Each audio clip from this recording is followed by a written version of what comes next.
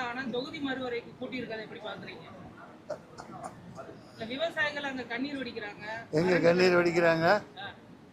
விவசாயிகள் தேர் துடைக்கணும். வேற இருந்தாலும் சரி, காவேரி தண்ணி ஜூன் மாதத்துலேயே வந்திருக்கணும். வரல. அது ஏக இந்தியா ஏர்போர்ட் இந்தியான்னு பண்ணிட்டு இருக்கிறது யாரு? தூக்கி போட்டு மிதிங்க. நீங்கள் கேள்வி கேளுங்க.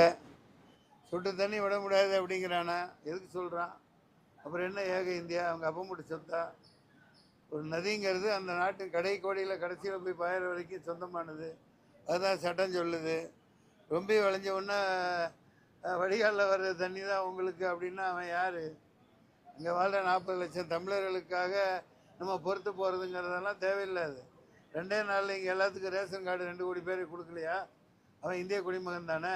அதே மாதிரி அங்கே உள்ள தமிழனை காப்பாற்றுறது ஒன்றிய அரசின் வேலை தானே. அந்த தண்ணியை வச்சுட்டு எச்சப்பழப்பு பழச்சிட்டு இருக்கிற அந்த நாதாரிங்களுக்கெல்லாம் முடிவு கட்டணும்.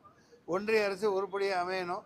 அதுக்கு இவிஎம் ஒழிக்கணும். நன்றி, வணக்கம். இது போன்ற மக்கள் பிரச்சனையில அனைத்து கட்சிகளும் ஒன்று சேரணும். இங்கே ஒன்னா தானே இருக்காங்க. இருக்க மாட்டேங்கிறாங்களா? கூட்டலையா? கூட்டிட்டா போகுது. கூட்டிடுவோம் அனைத்து கட்சி கூட்டத்தை. என்ன எந்த நாயும் கூப்பிடலையாப்பா? என்ன கூப்பிட்டா தாப்பா நான் கூட்டுறதுக்கு எல்லாத்தையும். என்ன கூப்பிட சொல்லி எல்லாத்தையும் கூப்பிடுறேன் பார். இல்லப்பா, எனக்கு தெரியலப்பா. அவர் கண்டுக்கவே மாட்டேங்கிறாருப்பா. நன்றி, வணக்கம்.